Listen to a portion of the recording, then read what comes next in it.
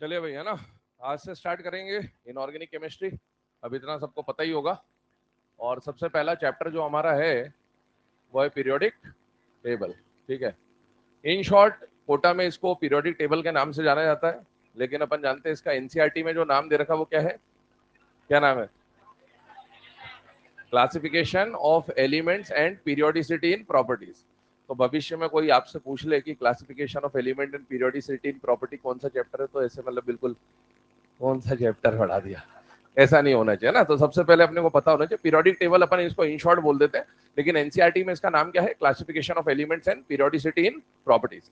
अब ये chapter inorganic chemistry का सबसे बेसिक चैप्टर है। बहुत सारे लोगों को बहुत सारी बातें पता भी होंगी इसके बारे में, लेकिन अपन पढ़ेंगे बिल्कुल बेसिक से, है ना। तो ये तो पैटर्न ही रहता अपना, ठीक है, कि बेसिक से लेकर ऊपर तक जाएंगे अपन। अब एक बात समझिए, सबसे पहले शुरू के एक दो लेक्चर्स, दो तीन लेक्चर जो होते हैं वो बिल्कुल बेसिक, है ना, जो है कवर करेंगे अपन। तो हो सकता है आपको ये चीजें पहले से आती हो, तो उसमें ज्यादा परेशान होने की जरूरत नहीं है। अपने को जो भी चीजें आती है उसको रिवाइज एक तरह से आप कर रहे होंगे, लेकिन हाँ ठीक है, अपने को ये मान के चलना अपने कुछ नहीं आता। पढ़ने का तरीका यही होता है, ठीक है। Being a dropper, being a dropper, सच यही सच भी है वैसे तो, है ना। अपने को लगता है कि अपने को आता आता नहीं है, लेकिन फिर भी तो बीइंग अ ड्रॉपर, देखो सबसे बड़ी बात यही है कि अपने को ये मान के चलना है कि हमें कुछ नहीं आता, क्योंकि अगर अपन ने एक बार ये मान लिया कि हमें बहुत कुछ आता है तो अपना दिमाग बंद हो जाएगा। तो इसीलिए ऐसा मान के चलें कि अपने कुछ नहीं आता और पढ़ना स्टार्ट करेंगे। दूसरी बात, रेगुलरिटी और क्वेश्चन प्रैक्टिस, दो ही चीजें हैं जिसके बलबूते आप कॉलेज तक पहुंच पाएंगे। और वो कॉलेज कौन सा होगा ये आपके ऊपर निर्भर करता है। जैसी प्रैक्टिस करेंगे वैसा कॉलेज मिलेगा, ठीक है ना। हो सकता है बीएससी का भी हो, ठीक है, हाँ। तो इसीलिए प्रैक्टिस ढंग की कर लेना, ठीक है ना। तो ठीक है, इतना पता है, क्वेश्चन प्रैक्टिस करनी है अपने को। चलिए आइए स्टार्ट करते हैं पीरियोडिक टेबल। सबसे पहले जितने भी एलिमेंट्स हैं, है ना, अभी फिलहाल में अगर हम लोग बात करें तो टोटल कितने एलिमेंट डिस्कवर हो चुके हैं? 118। इतना सबको पता होगा, हो चुके हैं। एनसीईआरटी में कहीं कहीं पे 112 लिखा है, कहीं पे 114 लिखा है, कहीं पे 118 भी लिखा हुआ, ठीक है।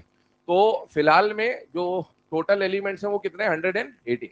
और एनसीईआरटी में भी इसका सिग्निफिकेंस आ चुका है, लेकिन हाँ कहीं कहीं पे एनसीईआरटी पैराग्राफ में 112 वगैरह भी लिख देता है, तो हमें 118 ही मान के चलना है।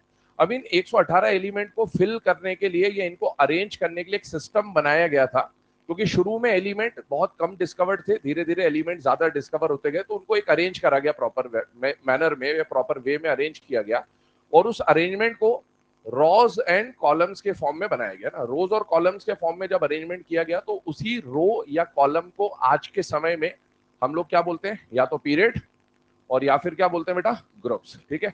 तो इतना मेरे हिसाब से सबको पता ही है कि पीरियड्स क्या होते हैं और ग्रुप्स क्या होते हैं। पीरियड की अगर मैं बात करूं तो लेफ्ट टू राइट का जो मूवमेंट होता है पीरियोडिक टेबल के अंदर, उसको हम लोग क्या बोलते हैं? We are moving in a period.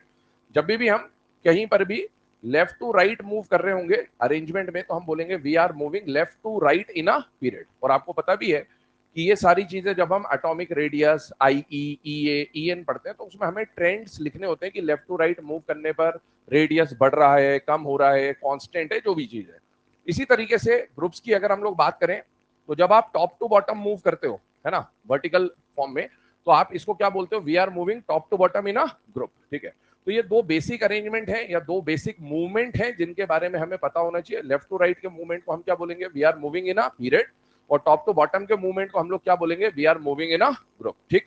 अब आगे बढ़ते हैं। इसके बाद, इस अरेंजमेंट के बाद जो करेंट फॉर्म है, long form of the periodic table है, मॉडर्न पीरियोडिक टेबल है, उसका आउटलाइन डायग्राम कम से कम सबको पता होगा कि कुछ इस तरह का ये डायग्राम हमको देखने को मिलता है, ठीक। ये अपना अरेंजमेंट है जो लॉन्ग फॉर्म हम लोग करेंटली यूज करते हैं। अब इसमें आपको दिख रहा है कि चार हमने ब्लॉक्स बना रखे हैं, जिसको हम लोग पढ़ते भी हैं आगे जाके ब्लॉक केमिस्ट्री में।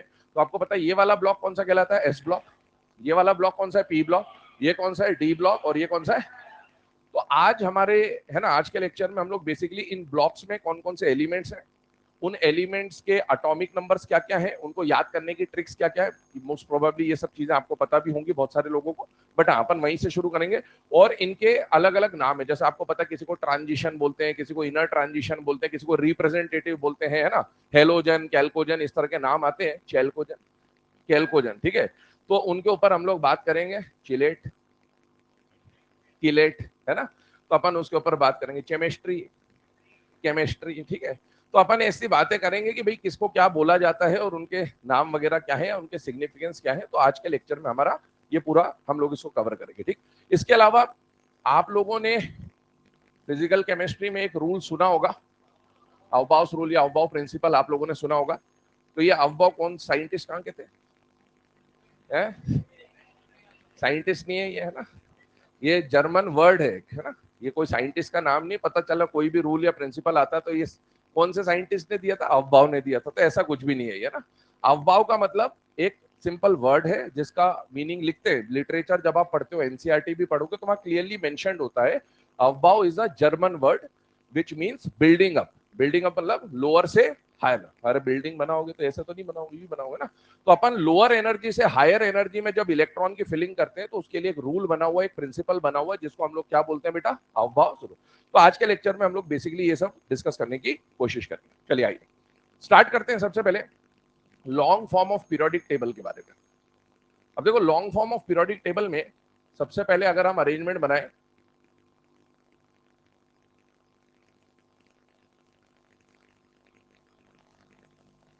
अब हमें ये पता है कि बेटा लेफ्ट टू राइट का जो मूवमेंट होगा उसे हम लोग क्या बोलेंगे? We are moving in a period. और टॉप टू बॉटम को ग्रुप।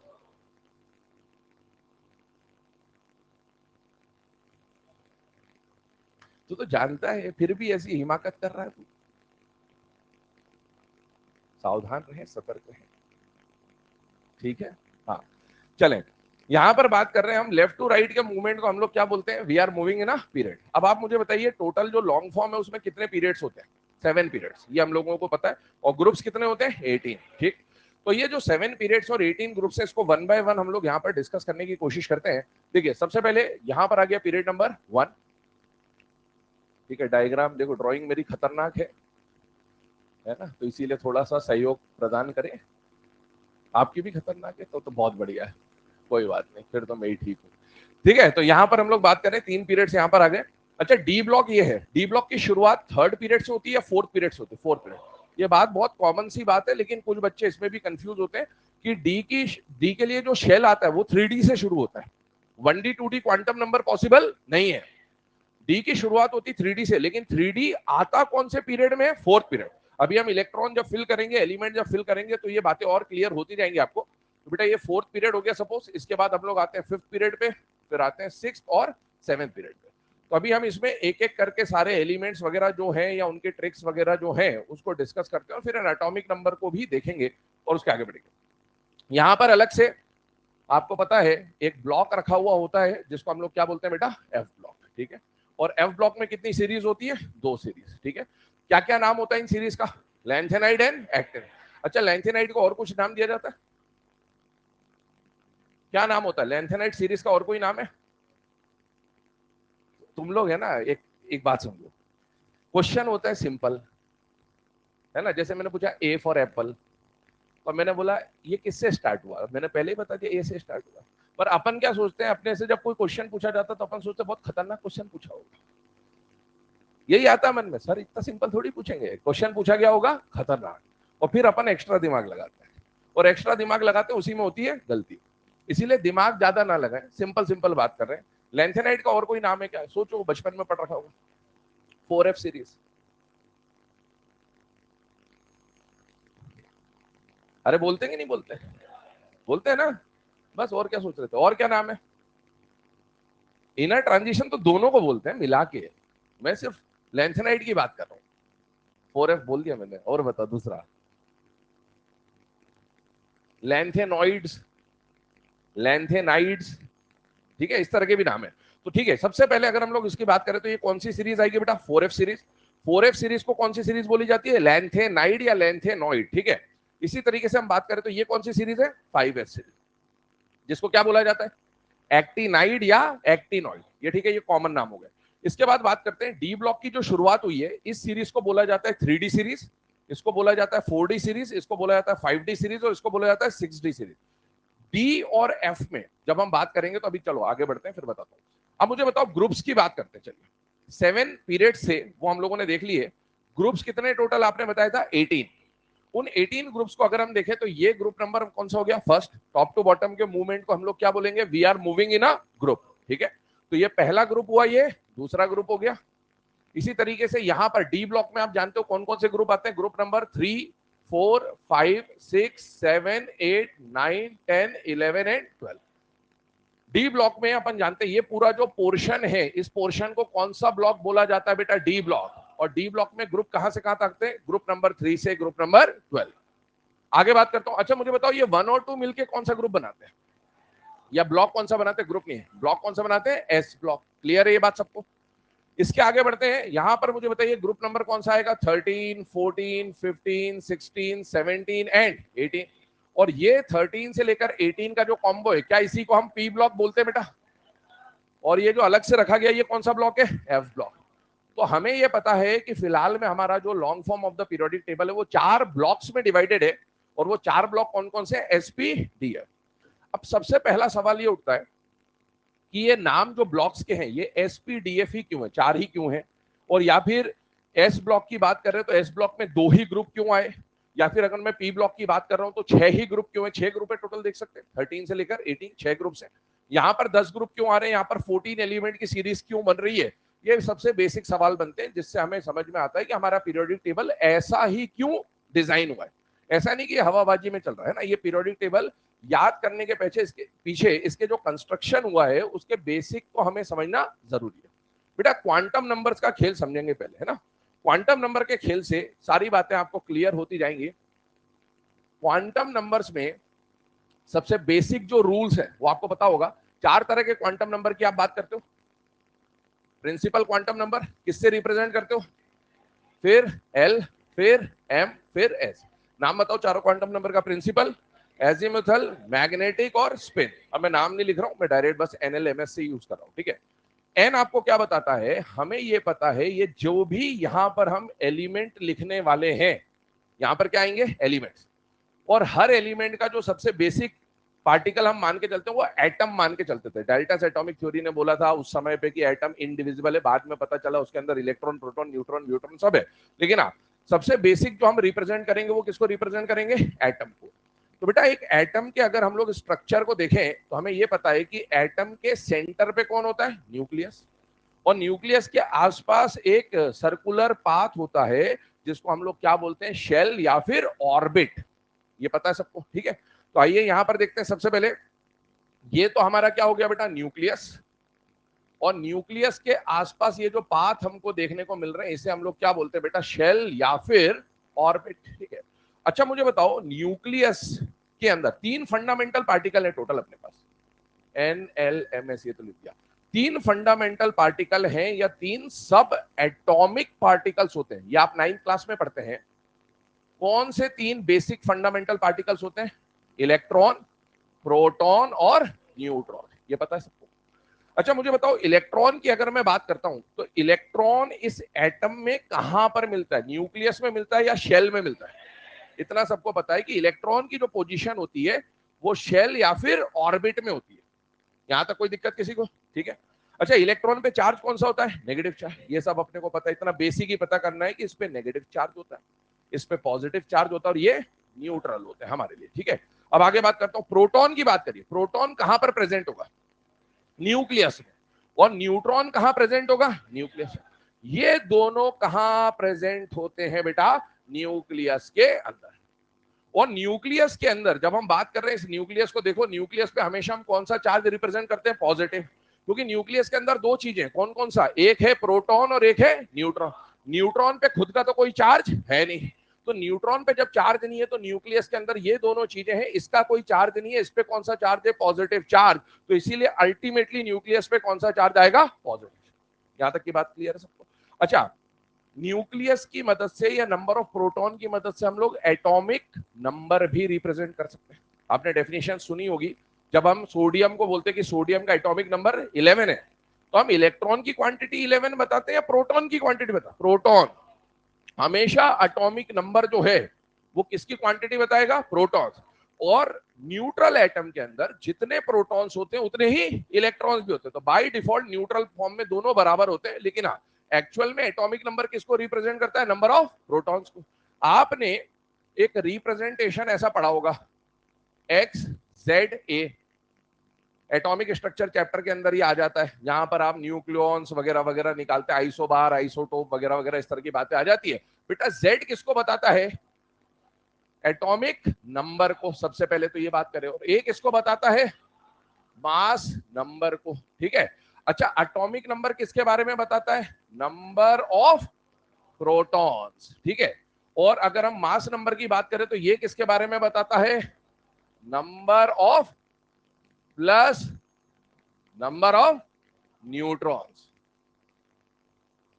अरे इलेक्ट्रॉन मत जोड़ देना, ऐसे ही तो होता है। अरे हाँ भाई, कोई गलत थोड़ी बोल रहा हूं। और इन दोनों को माइनस करोगे तो आपको नंबर ऑफ न्यूट्रॉन्स पता चल जाते हैं। ठीक है, चलिए आगे बढ़ते हैं। अब देखो, ये तो हमारे सब एटॉमिक पार्टिकल्स हो गए। सब एटॉमिक पार्टिकल्स में इलेक्ट्रॉन की जब हम बात कर रहे हैं तो इलेक्ट्रॉन हमें कहां मिल रहा है? इन शेल्स में, ये जो सर्कुलर पाथ है। अब इन सर्कुलर पाथ में इन चारों चीजों के इस्तेमाल होगा। जैसे मान लो सोडियम की बात करो तो सोडियम में कितने इलेक्ट्रॉन है? 11। तो ये 11 इलेक्ट्रॉन अपन यहाँ पर ऐसे कहीं ना कहीं रिप्रेजेंट कर देते हैं। अब आपने पढ़ा होगा क्वांटम नंबर के बारे में। क्वांटम नंबर की शुरुआत कहां से होती है? किताबों में जब होती है कि भाई 2 इंसान है, 10 इंसान है, जैसे आप 10 लोग हो, तो आप कहीं रह रहे हो और मुझे आपके पते तक पहुंचना है कि ये इलेक्ट्रॉन एक्चुअल में है का। तो पते के लिए मुझे क्या चाहिए? पहले तो ये चाहिए कि इस ग्रह पे रहता है कि दूसरे ग्रह पे रहता है।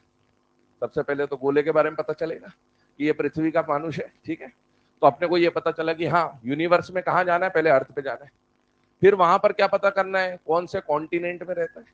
एशिया का है कि अफ्रीका का है कि अमेरिका का है कि यूरोप का है? तो पता चल गया, चलो एशिया का है। फिर पता चला कि इंडिया में रहता है। कंट्री पता चलनी चाहिए। कंट्री के बाद स्टेट, स्टेट के बाद जिला, विला, फिर मकान नंबर तक पहुंचते पहुंचते, गली नंबर तक पहुंचते पहुंचते, और ये भी हॉस्टल में अगर रह रहा है तो कमरा नंबर भी पता होना चाहिए। ठीक है, कि भाई इस कमरा नंबर में ये व्यक्ति रहता है। तो अब हम बात कर रहे हैं, ऐसे ही अगर किसी इलेक्ट्रॉन की पोजीशन आपको पता करनी है कि इस एटम के अंदर ये इलेक्ट्रॉन कहां है, तो उसकी एग्जैक्ट पोजीशन को पता करने के लिए हमें 4 एट्रीब्यूट्स पता होने चाहिए, 4 प्रॉपर्टीज पता होनी चाहिए। वो 4 प्रॉपर्टी कौन कौन सी है? NLMS। ये क्वांटम नंबर आपको बताता है कि कौन सा इलेक्ट्रॉन एटम में किस जगह पर अवेलेबल है। सबसे पहले अगर मैं बात करूं एन की, तो एन जो है प्रिंसिपल क्वांटम नंबर, जो ये किसकी जानकारी देता है आपको? शेल नंबर, कि ये इलेक्ट्रॉन कौन से शेल में प्रेजेंट है। ठीक है। और आपको पता है कि ये जूनियर क्लास में आप KLMN इस तरह से लिखा करते थे। भाई अगर शेल नंबर की मैं बात करूं तो अगर कोई एटम फर्स्ट शेल में, तो उसका जो प्रिंसिपल क्वांटम नंबर होगा वो क्या होगा? KL, है ना। इस तरह से अगर 3 होगा तो क्या लिख देते हैं? M, and so on. इस तरह से ऐसे बढ़ता जाएगा। तो अगर मैंने बोला आपको कि भाई मुझे इस पहले इलेक्ट्रॉन की जानकारी चाहिए, तो पहला इलेक्ट्रॉन फर्स्ट शेल में है कि सेकंड शेल में कि थर्ड शेल में, ये जानकारी आपको कौन सा क्वांटम नंबर देगा? Principal quantum number. और प्रिंसिपल क्वांटम नंबर से आपको ये पता चल जाएगा कि इसका शेल कौन सा है। ठीक, ये बेसिक आइडिया अपन ले रहे हैं, अपने को ज्यादा कुछ इससे लेना देना है नहीं, पर सुनते जाइए। अब आगे बढ़ते हैं। इसके बाद आते हैं सेकेंड नंबर पे। प्रिंसिपल क्वांटम नंबर के बाद एल, इसको क्या बोलते हैं? Azimuthal quantum number. सबसे पहले जब हम एटम की बात करते हैं तो एटम के अंदर क्या होता है? शेल। शेल के अंदर सब शेल, सब शेल के अंदर ऑर्बिटल, और ऑर्बिटल के अंदर जाके कौन मिलेगा? इलेक्ट्रॉन। ये एक बेसिक स्ट्रक्चर है इलेक्ट्रॉन की जानकारी का, कि भैया सबसे पहले एटम के अंदर कोई शेल होगा, उस शेल के अंदर छोटे छोटे हिस्से होते हैं, वो दिखते नहीं है, होते हैं, माना गया सब, सब हवाबाजी है। ठीक है। तो शेल के अंदर कौन होता है? सब शेल। सब शेल के अंदर क्या होता है? ऑर्बिटल। ऑर्बिटल को डिफाइन कैसे करते हैं? The position in 3D space where the probability of finding the electron is maximum। सुन रखा है ऐसा ना? बस वही। और वही फाइंडिंग द इलेक्ट्रॉन इज 0 हो जाए तो क्या बन जाता है? नोड। इधर घूमते रहे ना। तो शेल के अंदर कौन होता है? सब शेल। सब शेल के अंदर क्या होगा? और ऑर्बिटल के अंदर probability of finding the electron is maximum, मतलब ऑर्बिटल के अंदर जाके आपको कौन मिलेगा? इलेक्ट्रॉन। अब शेल को अपन ने किससे डिफाइन कर दिया? भैया 1 2 3 4 जो भी सर्कल के अंदर ये प्रेजेंट होगा वो इसका शेल हो जाएगा। शेल को रिप्रेजेंट करने के लिए जिस क्वांटम नंबर का आप यूज करोगे वो होगा प्रिंसिपल क्वांटम नंबर, जिसको क्या बोला जाएगा? रिप्रेजेंट किससे किया जाएगा? एन से। अगला जो आएगा, शेल के अंदर अलग अलग सब शेल्स होंगे, और शेल के अंदर जो सब शेल्स होंगे उन्हीं को SPDF बोला जाता है। क्या बोला जाता है? मान लो अगर मैं बात करूं शेल के अंदर सब शेल की कहानी को हम समझना चाहें तो ये न्यूक्लियस है, न्यूक्लियस के आसपास कैसा शेल है? पहला शेल। तो एक लाइन में बोल रहा हूं यहां पर, उसको दिमाग में फिट कर ले, जो शेल नंबर होगा, मतलब जितना शेल नंबर उतने ही उसमें सब शेल होंगे। क्या बोला मैंने? जितना शेल नंबर उतने ही उसके अंदर क्या होंगे? सब शेल। अगर शेल नंबर 1 है तो इसके अंदर एक ही सब शेल होगा।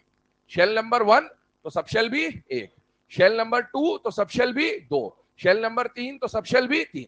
मतलब शेल नंबर जितना है उसके अंदर उतने ही सब शेल मिलेंगे।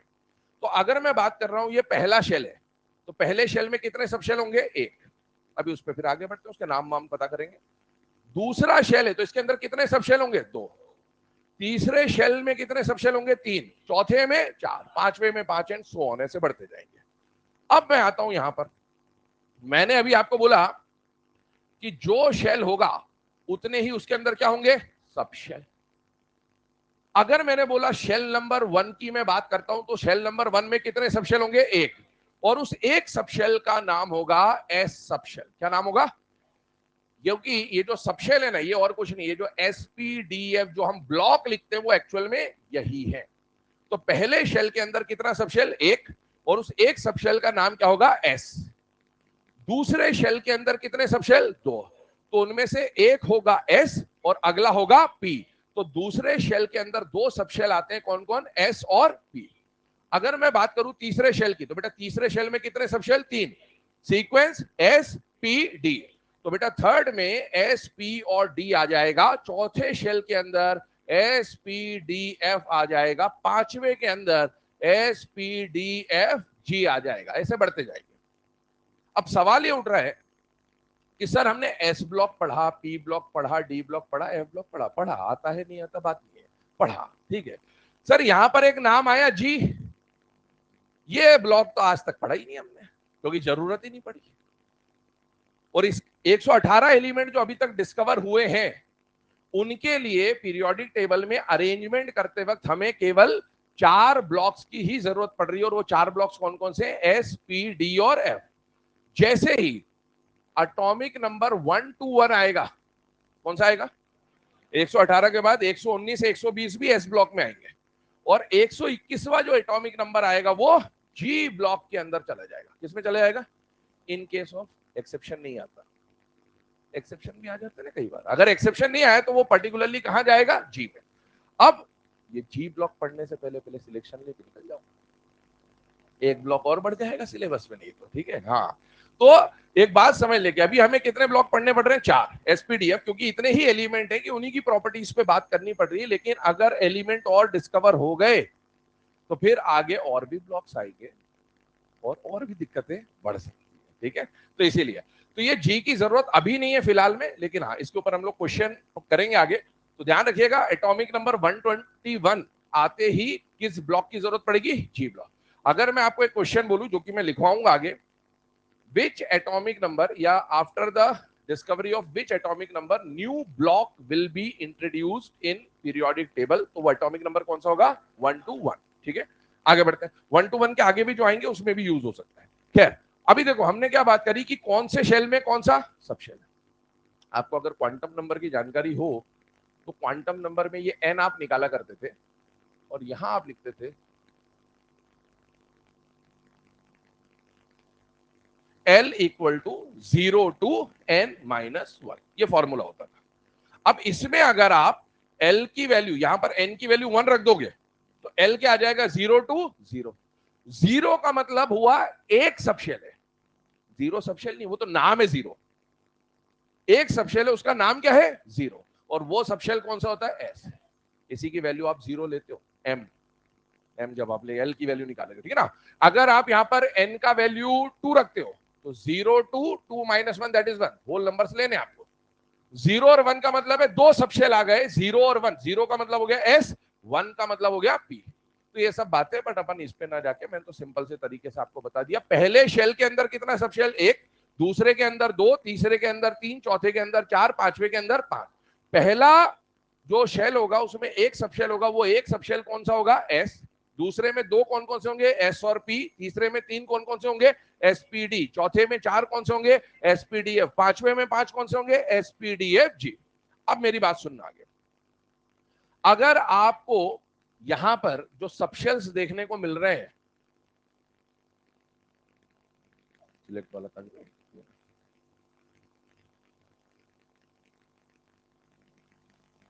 देखना, अब यहां पर अगर हम लोग बात कर रहे हैं तो बेटा मैंने आपको बोला पहले शेल के अंदर एस सबशेल है या नहीं है?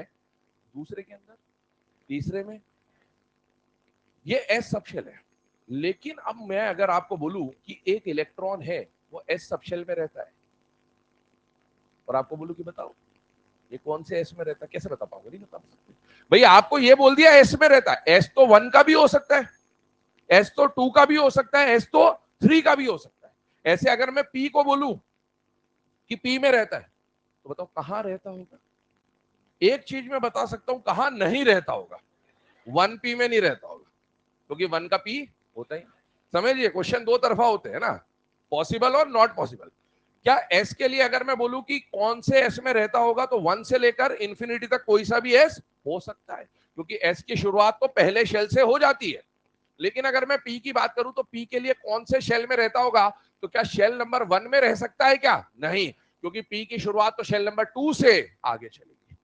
ऐसे अगर मैं बोलूं कोई इलेक्ट्रॉन डी में रहता है तो मैं एक बात बोल सकता हूं कि 1d 2d में नहीं रहता होगा। फिजिक्स में रह सकता है या नहीं रहता? ठीक है, 1d 2d में नहीं रह सकता, लेकिन क्या 3 ऑनवर्ड्स रह सकता है बेटा? हाँ। और ऐसे एफ की बात करेंगे तो 4 ऑनवर्ड्स आएगा। अब एक बात समझना, इसी प्रॉब्लम को दूर करने के लिए कि भैया इलेक्ट्रॉन अगर एस में है तो कौन से एस में, हमको इनके साथ इनका शेल भी दिखाना पड़ेगा। जैसे मैंने यहां लिखा 1s, तो अब ये 1s जो है, याद करो आप जब अव्वा रूल पढ़ते हैं तो सांप वाला नागिन वाला डायग्राम बनाते हैं, है ना, तीर चलाते हैं उसमें, तो 1s 2s 2p 3s 3p लिखते हो।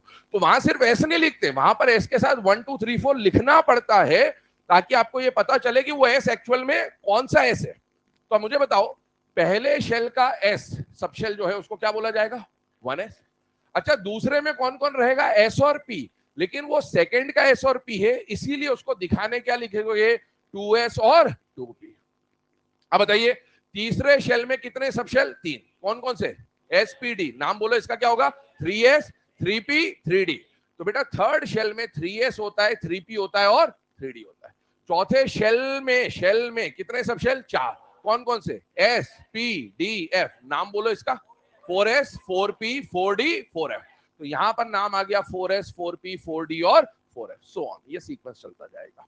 अब एक और बात समझे, आगे जाके जब एनर्जी की फिलिंग होगी उसमें भी कंफ्यूजन होता है बच्चों को, इसीलिए बताता हूं। ये आपने न्यूक्लियस बना दिया, ये बना दिया पहला शेल, ये बना दिया दूसरा शेल, ये बना दिया आपने तीसरा शेल, ये बना दिया आपने चौथा शेल। 1s कहां पर मिलेगा? कहां मिलेगा? पहले गोले मिल जाएगा, यहां पर लिख दिया मैंने 1s। अब ये इसमें कहीं भी अपने को उससे ज्यादा मतलब नहीं है ना, क्योंकि तो सब हाइपोथेटिकल बातें अपन कर रहे हैं। बताइए सेकंड में कौन मिलेगा? 2s और 2p। क्या ये 2s और 2p दोनों दूसरे गोले के अंदर आ रहे कि नहीं आ रहे? आ रहे। थर्ड में कौन कौन मिलेगा? 3s 3p और ये हो गया। फोर्थ में कौन कौन मिलेगा? 4s 4p 4d और, तो अगर मैं आपसे बोलूं कि 4f का जो सबशेल है वो कौन से शेल में आ रहा है, तो आंसर क्या है? 4। 4d कौन से शेल में है? 4। 4p कौन से शेल में है? 4। 4s कौन से शेल में? 4। आपको डायरेक्ट उसके नंबर से पता चल जाएगा। अगर मैंने आपसे पूछा 2p कहां है, तो 2 में है। शेल, शेल दूसरी बात है और पीरियड अलग बात है। आज के लेक्चर में और कल के लेक्चर में ये सब बातें होने वाली है। देखो यहां पर हमने बोला था पीरियड नंबर, डी की शुरुआत, ये डी ब्लॉक था, डी की शुरुआत कौन से पीरियड से हुई थी? 4। लेकिन अभी मैं आपको क्या बोल, ये पीरियड है, ये अरेंजमेंट है, ये रो एंड कॉलम्स है, ये अलग बात है। और अभी मैं आपको क्या बोल रहा हूं कि 3D की शुरुआत कहां गया? ये रहा। 3D की शुरुआत कौन से शेल में हो रही है? थर्ड। शेल नंबर अलग बात होती है और पीरियड नंबर अलग बात होती है, इसको समझना जरूरी है। तो अगर मैं आपको बोलूं कि कौन सा सबशेल किस शेल में है, सीधे उस सबशेल के साथ जो नंबर है वो उसका शेल नंबर बताएगा। जैसे फिर से सुनना, पहले शेल में कितने सबशेल होते? बोलो। एक। कौन सा होगा? कौन सा होगा? 1s। सेकेंड शेल में कौन कौन से? ये क्या लिख रहा हूं मैं? ये क्या है? शेल। ये क्या है? Very good. क्या मैंने अभी तक कोई पीरियड नंबर के बारे में यहां लिखा है आपको? नहीं।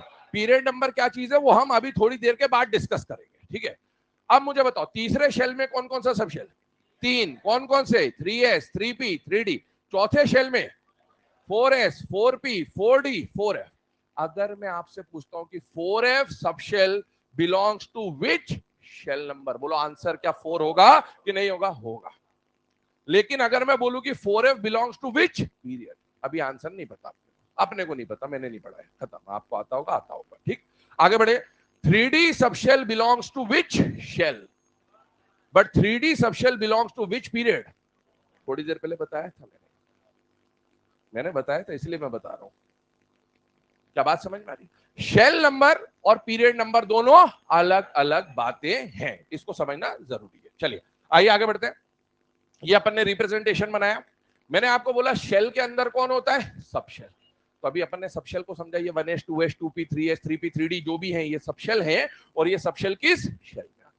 अब मुझे बताओ इन सब शेल के अंदर क्या मिलेगा? ऑर्बिटल। ऑर्बिटल को अपन सिंपल जब केमिस्ट्री में रिप्रेजेंट करते तो अपन डब्बे बना देते हैं। और मुझे बताओ जब डब्बे बनाते हो तो एस के अंदर, भैया सब शेल हो गए चार। कौन कौन से सब शेल है? एस, पी, डी और एफ। एस के अंदर एक डब्बा, इलेक्ट्रॉन दो, डब्बा एक। इसी डब्बे को अपन क्या बोलते हैं? ऑर्बिटल। क्या बोलते हैं? पी के अंदर कितने डब्बे? तीन। इसके अंदर और इसके अंदर सात। क्या ये बात सबको क्लियर है बेटे? और अगर फ्यूचर में एसपीडीएफ के बाद जी, जो मैंने बोला 121 जी की जरूरत पड़ेगी, तो बताइए ट्रेंड को देखो, प्रोग्रेशन चल रहा है। एपीजीपी पढ़ा होगा आपने, आता भले नहीं होगा पर पढ़ा होगा। 1, 3, 5, 7, 9, अगला आएगा तो 11। ये कंटिन्यूटी मेंटेन रहेगी, ठीक। अब आगे सुनो। इसके लिए जब आप ऑर्बिटल की बात करते हो तो ऑर्बिटल का भी, जैसे यहां पर मैंने लिखा था 0 to n-, ऐसे आप जब क्वांटम नंबर्स पढ़ते हो तो एक फॉर्मूला लिखाते हैं आपको, ये m है तो m is equal to -L2 plus, और फिर आप इनके नंबर लिखते हो, यहां पर बोलते 0, -0 +1, ऐसे लिखते ना अपन। ये इनका पता ठिकाना बताते कि ये, हाँ डी में तो है, डी के उस वाले डब्बे में जिसका नंबर क्या है 0, या डी के उस डब्बे में जिसका नंबर क्या है +2। क्या ये नंबर ऐसे लिखने जरूरी है? क्या इसको पहले और इसको बाद में लिख सकता हूं? सारे डब्बे इक्विवेलेंट है, सारे डब्बे इक्विवेलेंट है, ठीक है ना। अब आगे डीजेनरेट ऑर्बिटल, एक नाम सुना हो अगर आपने। जिन डब्बों की एनर्जी सेम होती है उनको क्या बोलते हैं? डीजेनरेट ऑर्बिटल्स, ठीक है। चलिए एफ में ऐसे -3 से +3 चला जाएगा। और इन डब्बों में, जिसको हम ऑर्बिटल बोल रहे हैं, मैं डब्बा बोलूंगा, उसके अंदर क्या मिलेगा? इलेक्ट्रॉन। अब आपको यह पता है कि आगे जाके आप इलेक्ट्रॉन की फिलिंग के 3 रूल्स पढ़ेंगे। तो अब एक पॉलीज एक्सक्लूजन प्रिंसिपल, एक hunts rule of maximum multiplicity, ठीक है। तो उसमें याद करो, क्या कोई रूल ऐसा बोलता है कि एक डब्बे में मैक्सिमम 2 ही इलेक्ट्रॉन आ सकते हैं? क्या ऐसा बोला जाता है? और या फिर उसको एक और तरीके से डिफाइन किया जाता है कि एक ऑर्बिटल के आने वाले दोनों इलेक्ट्रॉन के चारों क्वांटम नंबर कभी भी सेम नहीं, क्योंकि एक का स्पिन पॉजिटिव तो एक का, ये तो जरूर डिफरेंस होगा। तो एक डब्बे में मैक्सिमम कितने इलेक्ट्रॉन आते हैं? 2। तो इसका मतलब है एस में कितना डब्बा है? एक डब्बा। तो एक डब्बे में इलेक्ट्रॉन कितने आएंगे? 2। तो मुझे बताइए एस की ये एस का क्या बनाया मैंने? ऑर्बिटल है या सबशेल है? और क्या ये एस का सबशेल भी है? अरे एक ही तो डब्बा, उसी को एस ऑर्बिटल बोल सकता हूं और उसी को एस सबशेल बोल सकता हूं। सुनते जाना, ट्रू फॉल्स का क्वेश्चन बन सकता है। S orbital can accommodate a maximum of 2 electron. क्या बात सही है? एस सबशेल, ऑर्बिटल अलग चीज होती है, सबशेल अलग चीज है। सुनते जाना ध्यान से। जब मैं इस एक डब्बे को दिखा रहा हूं तो इसको मैं क्या बोल रहा हूं? कौन सा ऑर्बिटल है ये? इस एक डब्बे को दिखा रहा हूं, ये कौन सा ऑर्बिटल है? पी। अरे पी है भाई, पी है भाई, पी का एक डब्बा है। अगर मैं इस एक डब्बे की बात कर रहा हूं, कौन सा डब्बा ये? P orbital. इसकी बात कर रहा हूं और तीनों को इकट्ठा लू, P orbitals, singular plural, P orbitals. और पी के सारे ऑर्बिटल्स को जब मैं कंबाइन करूंगा तो बनेगा पी का सबशेल। क्या बनेगा? ऑर्बिटल सबशेल में डिफरेंस समझते चलिएगा। इसको अगर मैं एक डब्बे को दिखाऊं तो डी ऑर्बिटल, ऑर्बिटल, एस नहीं लगाना है। इसको भी दिखा दिया डी ऑर्बिटल, इसको भी दिखा दिया डी ऑर्बिटल ऑर्बिटल ऑर्बिटल, इन दोनों को ले लिया ऑर्बिटल्स। पर क्या ये डी सबशेल हुआ? डी ऑर्बिटल्स ऑर्बिटल्स, पांचों को ले लिया तो डी ऑर्बिटल्स तो है, पर पांचों इकट्ठे हो गए तो डी का क्या बन गया? सबशेल। क्या बात समझ में आ गई? इधर एफ में एक डब्बा लिया तो एफ ऑर्बिटल और सातों डब्बे ले लिए तो एफ सबशेल। अब मैं आपसे पूछ रहा हूं कि एस, अब डिफरेंस समझते जाना, लैंग्वेज को समझते जाना और आंसर बताना true false. S orbital can accommodate maximum of 2 electrons. True है? एस के डब्बे में मैक्सिमम 2 इलेक्ट्रॉन आ सकते हैं, बिल्कुल सही बात है। 2 से ज्यादा, 2 से कम आ सकते हैं। हाफ फील्ड ऑर्बिटल भी होता है और वेकेंट ऑर्बिटल भी, नाम सुना होगा आपने। तो S orbital can accommodate maximum of 2 electron, S orbital can accommodate 1 electron, S orbital can be empty. सब पॉसिबिलिटी सही है। S orbital can accommodate 3 electron, गलत है, खत्म हो गया। ठीक है, आइए, P orbital can accommodate maximum of 2 electron, p orbital can accommodate 1 electron, p orbital can be empty, p subshell can accommodate maximum of 2 electron, गलत है। p subshell can accommodate maximum of 6 electrons, क्या ये बात सही है? p subshell can accommodate 5 electron, p subshell can accommodate 0 electron, सब बातें सही है। मैक्सिमम वर्ड अगर यूज कर लिया तो 6 आएगा। क्या ये बात समझ में आ गई आपको? आगे बढ़ते हैं, चलिए। D orbital can accommodate maximum of 2 electron, D orbital can be vacant. आगे बैक बॉन्डिंग करेंगे, D orbital vacant, D vacant, D vacant, D vacant, D करते रहेंगे ना अपन। तो D orbital can be vacant, क्या बात सही है?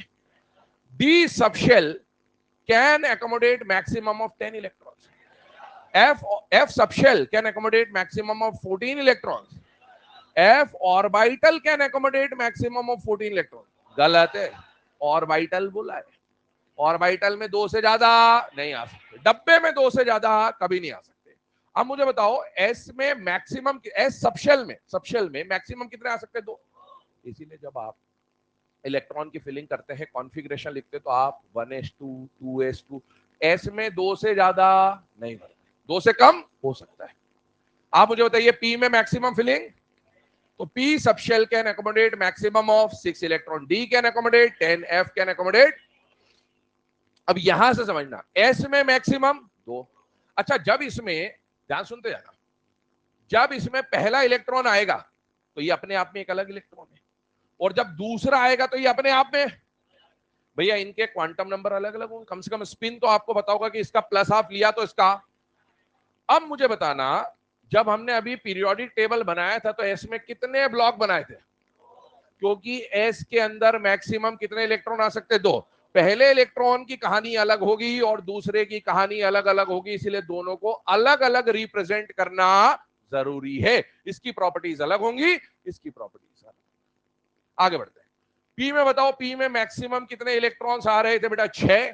तो पी ब्लॉक में आप देखोगे आपको 6 ग्रुप देखने को मिलेंगे, ग्रुप नंबर 13, 14, 15, 16, 17 एंड।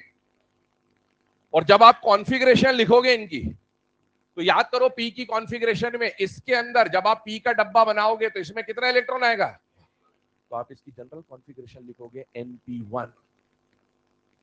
आप मुझे बताओ, जब 14 पे जाओगे तो दूसरा इलेक्ट्रॉन पहले डब्बे में कि दूसरे डब्बे में? दूसरा। Hunts rule of maximum multiplicity, पहले सिंगल फिलिंग होगी, बाद में पेयरिंग होगी। तो बताओ इस वाले का कॉन्फ़िगरेशन क्या बनेगा? np2। क्या बात समझ में आ रही है? बताइए तीसरे वाले का क्या बनेगा? अगले वाले में बताओ पेयरिंग शुरू हो जाएगी, तो बताइए 16 का कॉन्फ़िगरेशन क्या बनेगा? np4। अगले वाले का np5, अगले वाले का, और उसी को अपन बोल देते हैं कि उसका ऑक्टेट वॉक्टेट कंप्लीट है, क्योंकि पी से पहले एस भर चुका होगा और उसको अपन इनर्ट गैस की कैटेगरी में रख देते हैं। आइए बात करते हैं, मुझे बताओ डी सबशेल में मैक्सिमम डब्बे 5 है, इलेक्ट्रॉन कितने आएंगे? 10। आप देखो कितने डब्बे बन रहे हैं या कितने ग्रुप बन रहे हैं? 10। और एफ की एक सीरीज में 14। यह बात समझ में आ गई? अब आगे बढ़ते हैं, ठीक है। तो ये हमारे जो ग्रुप्स बने या ब्लॉक्स बने वो ऐसे क्यों बने? बाकी इलेक्ट्रॉन की कहानी सबको पता है कि इलेक्ट्रॉन के दो तरह से पॉसिबिलिटी है, एक प्लस हाफ और एक माइनस हाफ। तो ये पूरा अपन ने एक रिप्रेजेंटेशन समझा। अभी तक आज के लेक्चर में हमने जो बातें समझी वो क्या है कि एटम के अंदर न्यूक्लियस होगा सेंटर में, न्यूक्लियस के अंदर प्रोटॉन न्यूट्रॉन होंगे, प्रोटॉन पे पॉजिटिव चार्ज होगा, न्यूट्रॉन न्यूट्रल होगा। इस न्यूक्लियस के आजू बाजू में सर्कुलर पाथ बने होंगे जिन्हें हम शेल या फिर ऑर्बिट बोल सकते हैं। इलेक्ट्रॉन कहां पर प्रेजेंट होगा, न्यूक्लियस में या शेल में, शेल में। जितना शेल नंबर उतने ही उसके अंदर क्या होंगे, सबशेल। पहले शेल में एक सबशेल, पांचवें शेल में 5 सबशेल। पहला सबशेल होगा तो हमेशा कौन होगा, एस। दो होंगे तो एस और पी, तीन होंगे तो एसपीडी, चार होंगे तो एसपीडीएफ, 5 होंगे तो एसपीडीएफ जी। जी की अभी तक जरूरत नहीं है, कब से पड़ेगी, 121 से। ठीक है, अभी अपना सिलेक्शन हो जाएगा तब, बहुत बढ़िया। ठीक है, उसके बाद जरूरत पड़े, ईश्वर करे ऐसे ही हो। अब आगे सुनो, आगे बढ़ते हैं। अब इसमें हमने क्या बोला कि शेल नंबर और पीरियड नंबर हमेशा सेम होंगे, अलग होंगे, अलग होंगे। मैंने बोला कि भैया 4D, जैसे मैंने बोला था 3D सबशेल, ये सबशेल है, ये सारे ये सबशेल है। 3D सबशेल कौन से शेल में आ रहा है, थर्ड में। लेकिन पीरियड इसका फोर्थ होगा। अभी हमने पीरियड नहीं पढ़ा, अभी हमने सिर्फ शेल नंबर पढ़ा। अब मुझे एक बात बताओ, आपने जब कॉन्फ़िगरेशंस पढ़े होंगे कई बार, जनरल कॉन्फ़िगरेशन, तो आप हमेशा एस के साथ एनएस लिखते हो, पी के साथ एनपी लिखते हो, डी के साथ n-1d लिखते हो, और एफ के साथ n-2f लिखते हो। ऐसा रिप्रेजेंटेशन देखा होगा सबने। क्या क्या मीनिंग है वो सब बाद में देखेंगे, अभी तो बस जनरल चीजें बता रहा हूं। क्या एस और पी के साथ आपने हमेशा एन को रिप्रेजेंट करते हुए देखा है, यस। डी के साथ क्या आता है, n-1, और एफ के साथ क्या आता है, n-2। जब जनरल कॉन्फ़िगरेशंस पढ़ेंगे तब भी ये बात आपको दिखेगी। अब इसमें अगर मैं बात करूं तो n-1 और n-2 का मीनिंग क्या है। देखो, ये सब आपको शेल्स के बारे में बता रहे। किसके बारे में बता रहे, जो सबसे बाहर वाला शेल होता है, जहां तक इलेक्ट्रॉन भरे हैं, इसके आगे भी भरे हो भले, तो जो लास्ट वाला शेल होगा उसको हम लोग क्या बोलते हैं, एन। उससे एक अंदर वाले को, उससे एक अंदर वाले को, उससे एक अंदर वाले को, उससे एक अंदर वाले को, ऐसे चलते जाएंगे। तो ये आपका लास्ट शेल, ये आपका सेकंड लास्ट शेल, ये third last, fourth last, fifth last, ऐसे जितने शेल होंगे वो। जो आपका सबसे बाहर वाला शेल होता है, जिसको हम लेमेन लैंग्वेज में अगर मैं बात करूं, जनरल लैंग्वेज में बात करूं, तो अपन बोलेंगे आउटर मोस्ट शेल। सबसे बाहर वाला जो शेल होगा, सबसे लास्ट जो शेल होगा, उसे हम लोग क्या बोलेंगे बेटा, आउटर मोस्ट शेल। और आउटर मोस्ट शेल को किससे रिप्रेजेंट किया जाएगा, स्मॉल एन से। ठीक है, अब मुझे बताइए n-1, क्या ये सबसे बाहर वाला शेल है या सेकेंड लास्ट शेल है, ये लास्ट हो गया, ये सेकेंड लास्ट हो गया। सेकेंड लास्ट शेल को क्या बोला जाएगा, पेनल्टीमेट शेल।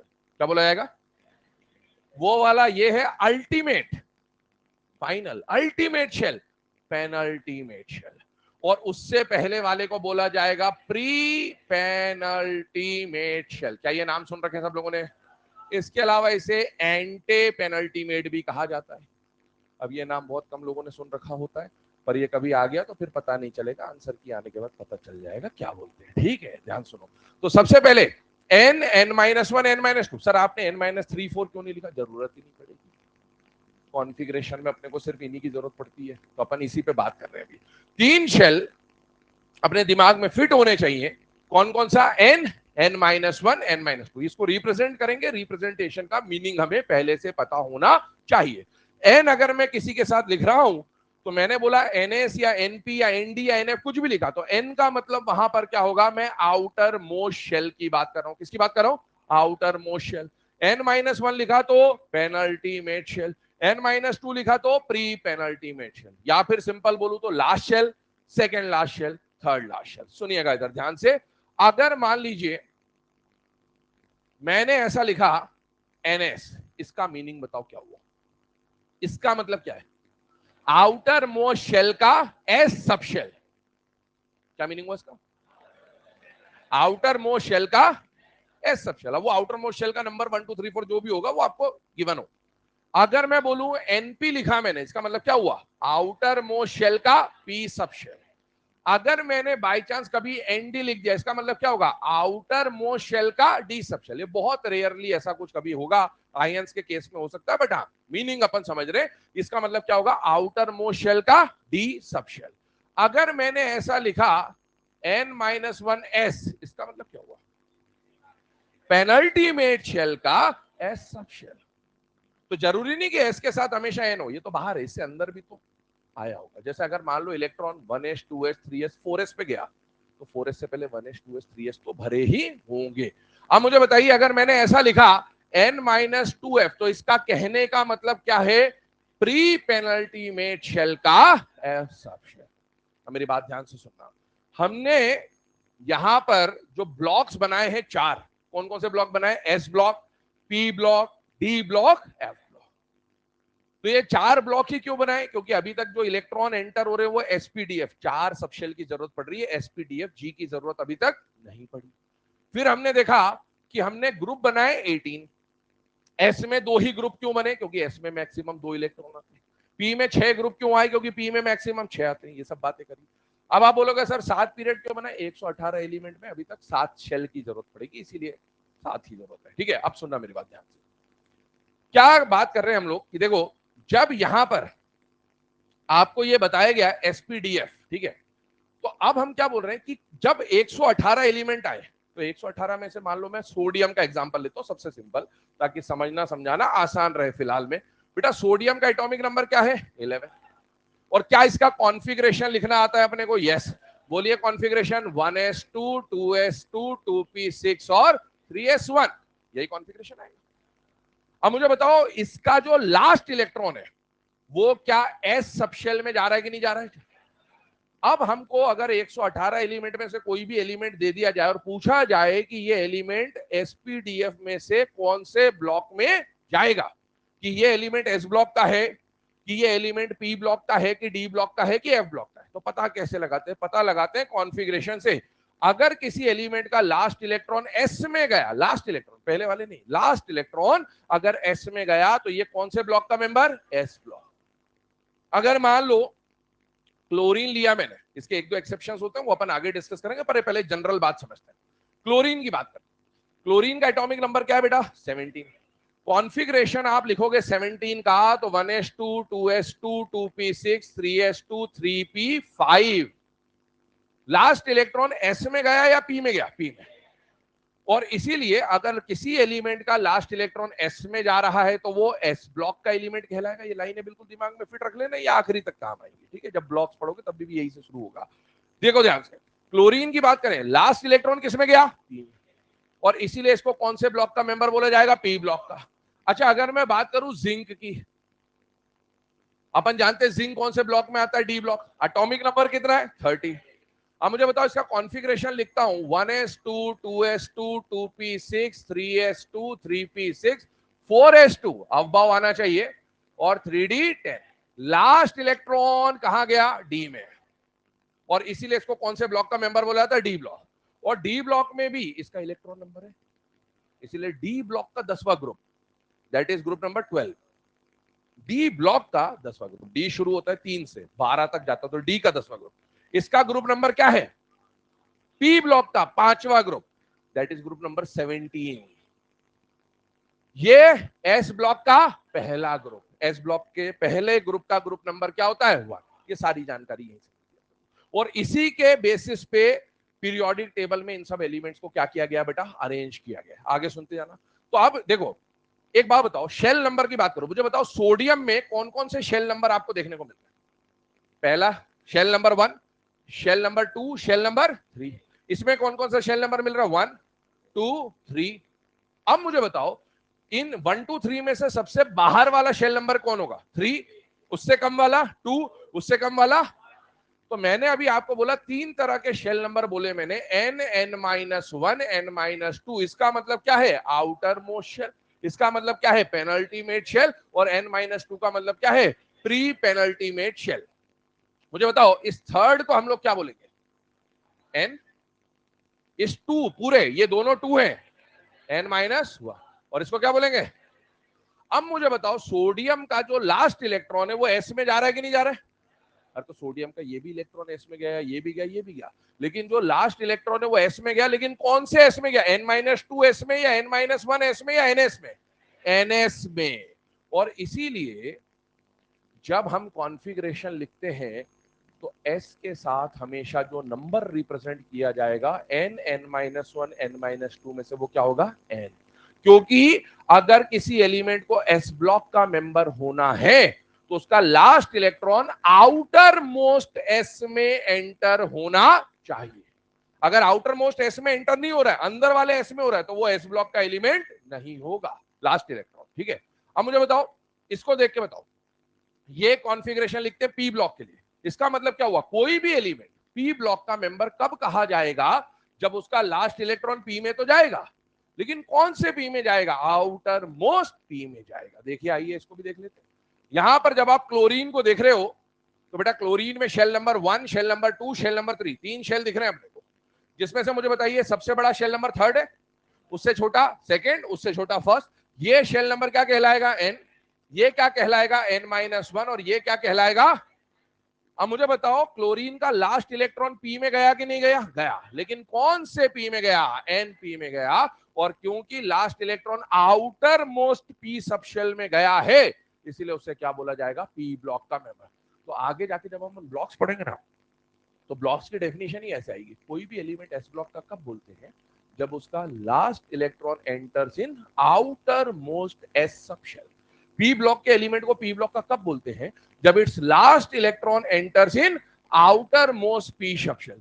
डी ब्लॉक के मेंबर को डी ब्लॉक का कब बोलते हैं, जब उसका last electron enters in n-1 D. देखो जरा उसको ध्यान से, वो n-1 है, क्यों है n-1, कॉन्फ़िगरेशन को रीअरेंज करना पड़ेगा आपको शेल नंबर के हिसाब से। आप देखो इसमें कौन कौन सा शेल नंबर दिख रहा है, 1, और क्या दिख रहा है 2, और क्या दिख रहा है 3, और क्या दिख रहा है 4। तो पहले सारे 1 वाले, सारे 2 वाले, सारे 3 वाले और सारे 4 वाले एक साथ लिख दो। पहले अपन ने रीअरेंज करा, ये अपन अपनी तरफ से कर रहे हैं। और मुझे बताओ लास्ट इलेक्ट्रॉन एस था या डी था, डी था, भरते वक्त लास्ट इलेक्ट्रॉन कौन सा था, डी, ये वाला इलेक्ट्रॉन लास्ट था, अपन ने रीअरेंज किया। मुझे बताओ ये 1 है, ये 2 है, ये 3 है, ये 4 है, इसको क्या बोलेंगे, एन, इसको क्या बोलेंगे।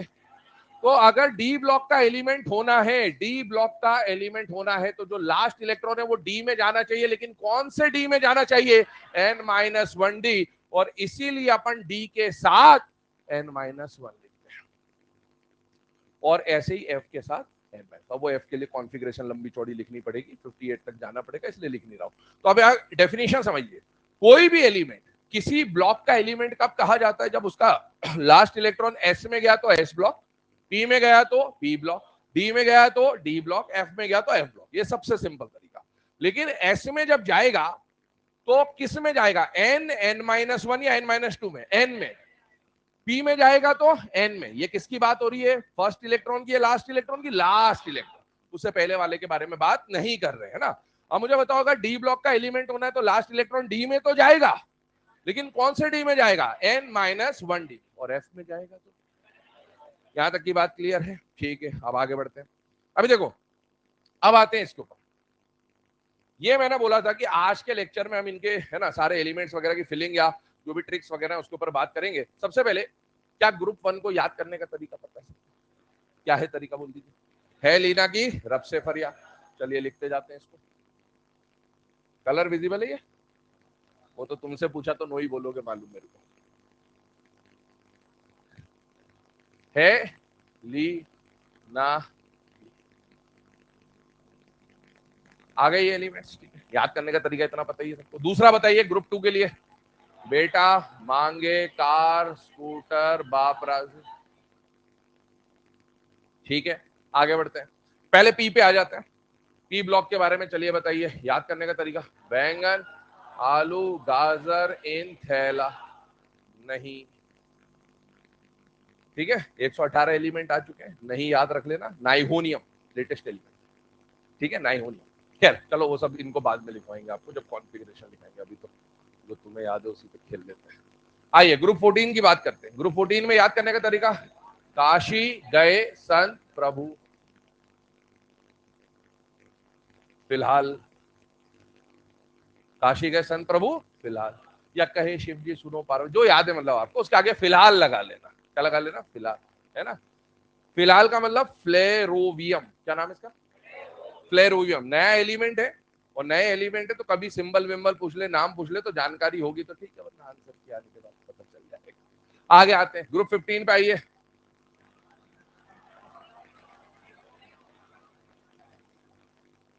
अभी देखो याद करने का तरीका अलग अलग है। मैं बोलूंगा नहीं पढ़ना ऐसा सब्जेक्ट बायो मॉस्को में, मॉस्कोवियम, मतलब जो आपको याद है उसके आगे मॉस्को लगा लेता, ठीक है। नाना पाटेकर ऐश्वर्या सब बिंदास मॉस्को में। नेपाल पाकिस्तान ऑस्ट्रेलिया सब बिके सब भिकारी मॉस्को में। जो याद है उसके आगे क्या लगा लेना, मॉस्को में। इस एलिमेंट का नाम क्या है, मॉस्कोवियम, ठीक है। आगे बढ़ जाते हैं। ओल्ड स्टाइल से टीपो या उससे टीपो, लिवरमोरियम, क्या नाम है इसका? ओल्ड स्टाइल से टीपो लिवर, ओल्ड स्टाइल से टीपो लिवर, ठीक है। वैसे तो लवर भी बोल सकते थे लेकिन लिवर ठीक है क्योंकि नाम में लवर मोरियम है नहीं, लिवर मोरियम है। लिवर मतलब जॉनी लीवर इस तरह का, या अंदर का लीवर जैसा याद करना। ओल्ड स्टाइल से टीपो लिवर, ठीक। आगे बढ़ते हैं। फिर कल, वाह ये देखो, आंटी का नाम है टेनेसी। क्या नाम है? इस एलिमेंट का नाम है टेनेसिन। क्या नाम है? टेनेसिन। टेनेसी बताओ जगह का नाम है? हाँ यूएस, बहुत बढ़िया, ठीक है। तो फिर कल बाहर आई आंटी टेनेसी, अपन टेनेसी याद कर लेंगे, एलिमेंट का नाम क्या है? टेनेसिन, ठीक। Aunty is radio active. आगे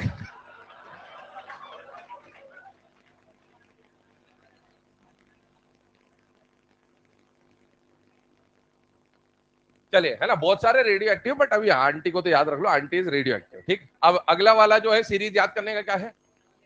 हीना, नीना और Kareena, Zeenat, Rani, Oggy, Oggy and the cockroaches. Heena, Neena और करीना, जीनत, रानी, ऑगी। और कुछ लोग है ना वो है ना अगर करके जीरो रन ऐसे भी याद कर लेते हैं, जैसा याद हो याद रखिए, याद होना चाहिए। उसके आगे लास्ट में क्या जुड़ जाएगा? ऑगी, ठीक है। ऑर्गेनेसन 118, लास्ट अपने पीरियोडिक टेबल में कितने एलिमेंट है? 118, 118, यही वो 118 एलिमेंट है और उसका नाम क्या है? ऑर्गेनेसन। आगे जाके 118 को, ऑर्गेनेसन को अपन आईयूपीएसी नेमिंग भी पढ़ते हैं, अन अन ऑक्टियम, वो सब भी देखेंगे, वो तो आपको आ जाएगा। लेकिन अपने को एक्चुअल नाम पता होना चाहिए। इसका नाम क्या है? नाइहोनियम। इसका नाम क्या है? फ्लेरोवियम, मॉस्कोवियम, लिवरमोरियम, टेनेसिन और ऑर्गेनेसिन। और एक और खास बात देखें, ये भी आगे पढ़ेंगे 2-3 लेक्चर के बाद, बट अभी से देख लो बेटा, ये ग्रुप नंबर कौन है? एक रूल आप पढ़ते हैं identification of group period and block में, कि जिन एलिमेंट्स का एटॉमिक नंबर 104 से 118 होता है, उनके लास्ट 2 डिजिट उनके ग्रुप नंबर को रिप्रेजेंट करते हैं। और आप देखो, अगर मैं इन एलिमेंट्स की बात करूं तो इसका एटॉमिक नंबर कितना आ रहा है? 113। क्या ये 104 से 118 में आ रहा है कि नहीं आ रहा है? आ रहा है। तो इसके लास्ट 2 डिजिट इसका क्या बताएंगे? Group number. ये फिट करते जाइए, सब आगे यूज होगा, अपन उस टाइम पे लिखेंगे बाद में इसको। इसका 114, last 2 digit is equal to group number. इसका एटॉमिक नंबर आएगा 118, last 2 digit is equal to group number. यहां तक की बात क्लियर है? चलिए अब आगे आते हैं, डी ब्लॉक की बात करते हैं। डी ब्लॉक के एलिमेंट्स को याद करते हैं, इसके बारे में बात करें। बताइए, सबसे पहले डाउन द ग्रुप बात करता हूं। लेफ्ट टू राइट नहीं लिखा रहा हूं अभी, डाउन द ग्रुप करा रहा हूं। लेफ्ट टू राइट जब मैं कॉन्फ़िगरेशन लिखाऊंगा उसमें आ जाएगा।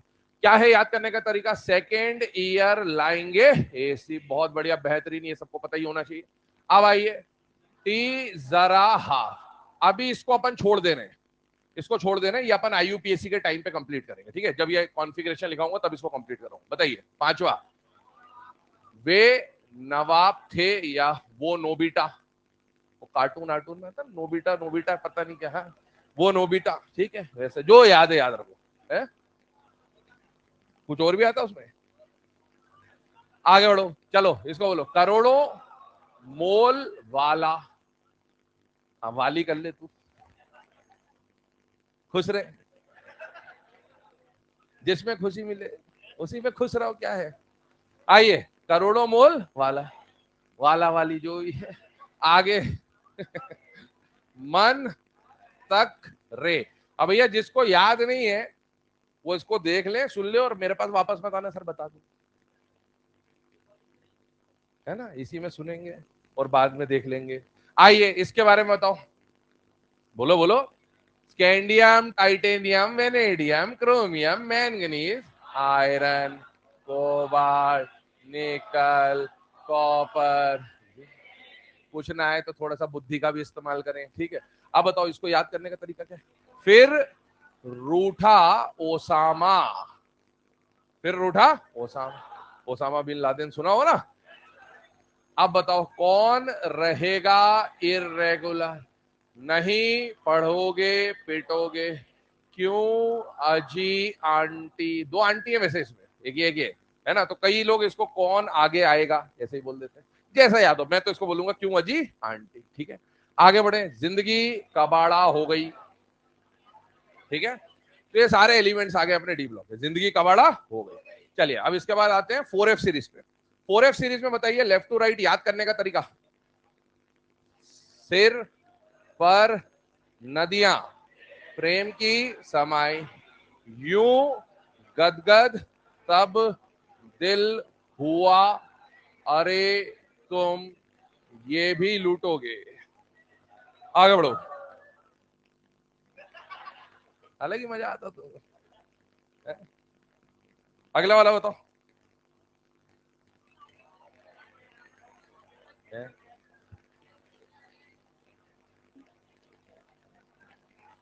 जब कुछ ना आए तो भीड़ में बोल लेना चाहिए ना। चलो आइए अगले वाले पे। तुम्हें पढ़ाऊं, ध्यान से देखना, तुम्हें पढ़ाऊं को दो हिस्से में, पढ़ाऊं, ठीक है। तुम्हें पढ़ाऊं, न्यूज़पेपर पुराने आम कम बिके, कैफे में ऐश फरमाते मैडोना लारा, ठीक है। चलो तो याद करने का तरीका क्या होगा। तुम्हें पढ़ाऊं, न्यूज़पेपर पुराने आम कम बिके, कैफे में ऐश फरमाते मैडोना लारा, इस तरह। तो ये अपने एलिमेंट्स हो गए लगभग लगभग, जिनके बारे में अपने को जानकारी होनी चाहिए। अब देखो अगला पॉइंट सुने, इनके एटॉमिक नंबर्स पे आते हैं, जो कि काम की बात है, और वहीं से सारी चीजें हम लोग आगे बढ़ाएंगे। आपको इतना पता हाइड्रोजन का एटॉमिक नंबर क्या है, 1। अरे हाँ। अब ये जो पीरियोडिक टेबल का अरेंजमेंट है लेफ्ट टू राइट, तो एटॉमिक नंबर कैसे बढ़ेंगे, ऐसे टॉप टू बॉटम बढ़ते हैं, लेफ्ट टू राइट बढ़ते हैं, लेफ्ट 1 2 3 4 ऐसे बढ़ते हैं ना। तो ये एटॉमिक नंबर 1 हो गया, ये एटॉमिक नंबर 2 हो गया। इसके बाद बढ़े तो यहां पर एटॉमिक नंबर क्या गया, 3 4, ऐसे चलते जाएंगे 5 6 7 8 9 10। बात समझ में आ रही है। यहां पर आ जाइए एटॉमिक नंबर 11 12, फिर आगे बढ़े 13 14 अप टू 18, ये एटॉमिक नंबर हो गए। अब मुझे बताओ पहला क्वेश्चन यहां से, अभी कल के लेक्चर में हम लोग वहां पर पहुंचेंगे, तो बताइए पहले पीरियड में, फर्स्ट पीरियड में सबसे छोटा पीरियड क्या फर्स्ट पीरियड दिख रहा है। तो अपने पीरियोडिक टेबल में 7 पीरियड है, 7 में से जो सबसे छोटा शॉर्टेस्ट पीरियड कौन सा पीरियड, कौन सा पीरियड होगा, first. Shortest period is first period. कितने एलिमेंट है, 2। कौन कौन से, हाइड्रोजन से शुरू, हीलियम पे खत्म, तो शुरू होते ही खत्म हो जाता है, ठीक है, ज्यादा लंबा पीरियड है नहीं है, ठीक है। आगे बढ़ते हैं, थर्ड से लेकर 10, 3 से लेकर 10 जो एटॉमिक नंबर आ रहे हैं, कौन सा पीरियड है बेटा, सेकंड पीरियड। इसके फर्स्ट पीरियड के मुकाबले ये वाला पीरियड बड़ा है, उसको बोलते हैं शॉर्टेस्ट, इसको बोलते हैं शॉर्ट पीरियड। क्या बोलते हैं, स्टार्ट होगा लिथियम से, खत्म होगा नियॉन पे। कोई भी पीरियड की शुरुआत जो होगी, पीरियड की जो शुरुआत होगी वो कहां से होगी, alkali metal, S block, alkali metal, और खत्म कहां पर होगा, इनर्ट गैस ग्रुप नंबर 18, ठीक। आगे बढ़िए, यहां पर 11 से लेकर 18 आ गया, यहां पर क्या गया 19 20, अब ये आ गया 20। क्या ये डी ब्लॉक का पहला मेंबर है या नहीं है। Scandium is the first element of D block, और ये कौन से पीरियड में आ रहा है, फोर्थ पीरियड। कौन से पीरियड में, अभी थोड़ी देर पहले मैंने बात करी थी शेल की और पीरियड की। ये सीरीज जो है ना, ये डी ब्लॉक की पहली सीरीज है। 1D 2D पॉसिबल नहीं होता, लेकिन 3D पॉसिबल होता है। बेटा ये डी है, ये सीरीज कहलाएगी 3D series, and 3D series belongs to fourth period. क्यों है ऐसा, क्योंकि अभी हमने बात करी थी N-1D के बारे में। डी के साथ जो नंबर चलता है वो क्या चलता है, N हमेशा, सुनना मेरी बात, N हमेशा जानकारी देगा किसके बारे में, शेल। और ये जो N-1 है ये आपको पीरियड नंबर बता देगा। क्या बता देगा, पीरियड। जैसे मान लो, अभी देखना ध्यान से, है ना, समझते जाना इस बात को। ये बनाया मैंने न्यूक्लियस, ये पहला शेल, ये दूसरा शेल, ये तीसरा शेल, और ये चौथा शेल। मैंने बोला था पहले शेल में कितना सब शेल आएगा, एक, वो कौन सा होगा, एस। कौन सा एस, 1s। दूसरे शेल में कितने सब शेल आएंगे, दो। कौन कौन सा, एस और पी। कौन सा एस, 2s, और कौन सा पी, 2p। थर्ड में कौन कौन आएगा, एस, पी और डी। कौन सा एस, 3s, कौन सा पी, 3p, कौन सा डी, 3d। क्या 1 में डी आया, नहीं। क्या 2 में डी आया, नहीं। क्या थर्ड में डी आया, हाँ। 3d जो ये आया, ये कौन से शेल में आया है, थर्ड शेल में। कोई भी सबशेल जब होगा तो हर सबशेल के साथ दो क्वेश्चन पूछे जा सकते हैं कि ये सबशेल कौन से शेल को बिलोंग करता है और ये सबशेल कौन से पीरियड में फिल होता है। ये दो क्वेश्चन बनते हैं। अब अगर मैं आपको बोलूं कि ये जो अपन 1s, 2s, 2p, 3s, 3p लिख रहे हैं, क्या ये सारे के सारे सबशेल हैं कि नहीं है? और मैंने आपको बोला कि सबशेल कौन सा दिया अभी मैंने, 3d। अब मुझे बताओ 3d का शेल नंबर कौन सा है, तो थर्ड शेल नंबर तो यही दिख जाएगा, 3d belongs to third shell. अगर मैंने आपको बोला कि 4f है, सबशेल का नाम है 4f, और इसका शेल बताओ और इसका पीरियड बताओ, तो शेल कौन सा हो जाएगा, 4। कुछ सोचना ही नहीं है शेल में। लेकिन पीरियड नंबर डिपेंड करेगा n-1 और n-2 पे। और मुझे बताओ डी के साथ क्या आता है, n-1। अभी आप डी की बात कर रहे हो, डी के साथ क्या आता है, और एफ के साथ क्या आता है। अब सुनना मेरी बात ध्यान से, ये 3d जो है, ये 3d जो है, ये रिप्रेजेंट कर रहा है n-1d को। किसको रिप्रेजेंट कर रहा है, तो मुझे बताओ डी तो ये हो गया, कैंसिल मैथ्स में ऐसे कर लेते, n-1 का वैल्यू कितना आ गया, 3, n-1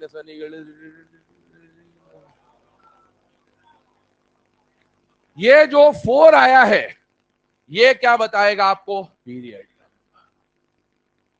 तो 3d belongs to 4। Shell number अलग बात है, पीरियड नंबर अलग बात है। पीरियड नंबर की जानकारी आपको मिलती है अवबाव रूल से। कहां से मिलती है, अभी उसको अपन देखेंगे आगे जाके, अवबाव रूल से।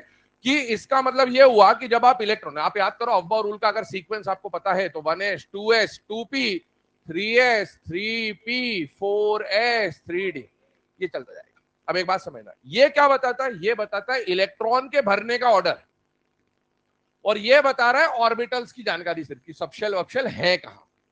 अब जब इलेक्ट्रॉन भरेगा तो ये बच्चों को ये कंफ्यूजन होता है, सर यहां तो आप बोल रहे हो ये फोर्थ में आ रहा है, यहां बोल रहे हो थर्ड में आ रहा है, क्या घपलेबाजी। कुछ नहीं है, 3d जो 3d सबशेल है वो है थर्ड शेल में। लेकिन ये जो पीरियड नंबर है, ये एनर्जी का सीक्वेंस बताता है। क्या बताता है, अब आप देखो सबसे पहले आप इलेक्ट्रॉन किसमें भरोगे, 1s, तो आपने 1s में 2 इलेक्ट्रॉन, फिर आप क्या भरोगे, 2s, 2 इलेक्ट्रॉन भर दिए, 2p में भर दिए, 3s में भर दिए, 3p में भर दिए।